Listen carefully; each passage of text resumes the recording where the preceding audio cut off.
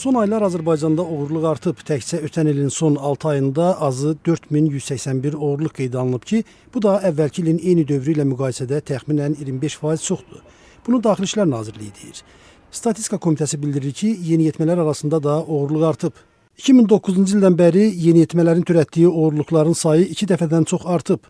Bunlar arasında ən geniş yayılan mənzillərdən oğurluqdur. Müstəqil ekspertlər bir çox cinayətlərin polisdə qeydə alınmadığını da bildirirlər. Bakı sakini Elmir Sadıqlı da belə düşünür. Deyir ki, oğrular təxminən 2 ay əvvəl gecə saatlarında yaşadıkları 9 mərtəbəli evin girişindəki anbarlarını yararaq müxtəlif elektrik alətlər və əşyalar aparıblar.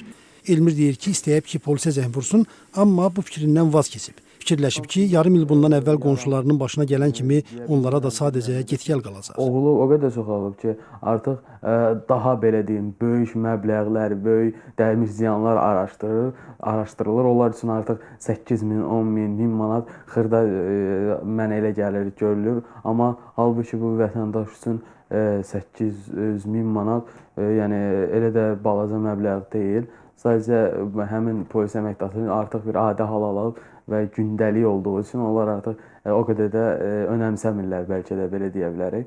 Elmirin müşahidələrinə görə qarətlər son 3 ayda daha da artıb. Deyir 3-4 il əvvəl vəziyyət belə deyildi. Hətta bu yaxınlarda oğrular günün günorta sağı dayanacaqda dostunun pul kisəsini çırpışdıraraq aradan çıxıblar. O bunun səbəbini sosial durumun pisləşməsində görür. Keçmiş polis rəisi Mahmud Hacıyev isə deyir ki, oğurluğun xırdası böyüyü olmur. İstənilən oğurluğun üstü açılmalıdır ki, həmin adam bir də oğurluq eləməsin. Hüquq mühafizə orqanlarında vəzifə borcudur. Ona qarşı mübarizə aparsınlar, qarşısını alsınlar, müəyyən profilaktiki tədbirlər həyata keçirsinlər. Bilirsiniz, oğurluğun balacasından böyüyü olmur ki. Əvvəldən xırda oğurluğu eləyən şəxs, polis əgər ona hüquq mühafizə orqanları ona qarşı ölçü götürməsə, oğurluğun üstü açılmasa, bu insan mürəkkəb xarakterli məxluqdur. Onun psixoloji aləmi belədir ki, mən bir xırda oğurluq elədim. Heç kim fikir vermədi. Üstündən keçdilər, yola verdilər. Növbəti oğurluğa gedir. Növbəti oğurluğu biraz onun artımını eləyir. Ona da fikir verməyəndə lap çox oğurluğa gedir. Bu da ki, bu hüquqi məntiqi baxımından belədir. Gərək xırdasından tutmuş, böyüyünə kimi hamısına eyni qaydada reaksiya verəsən. Mahmud Hacıyev xırda oğurluqların üstünün asılmamasında vətəndaşları da qınayır. Deyir ki, nəticəsindən asılı olmayaraq mütləq polisə şikayət eləmək lazımdır. Polisin yanında durub şikayət ərizəsini qeydiyyata saldırmaq lazımdır.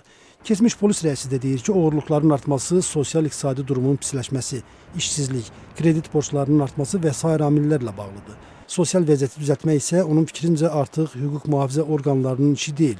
Bu, Nazirlər Kabineti, özəl sektor, banklar səviyyəsində olan məsələdir.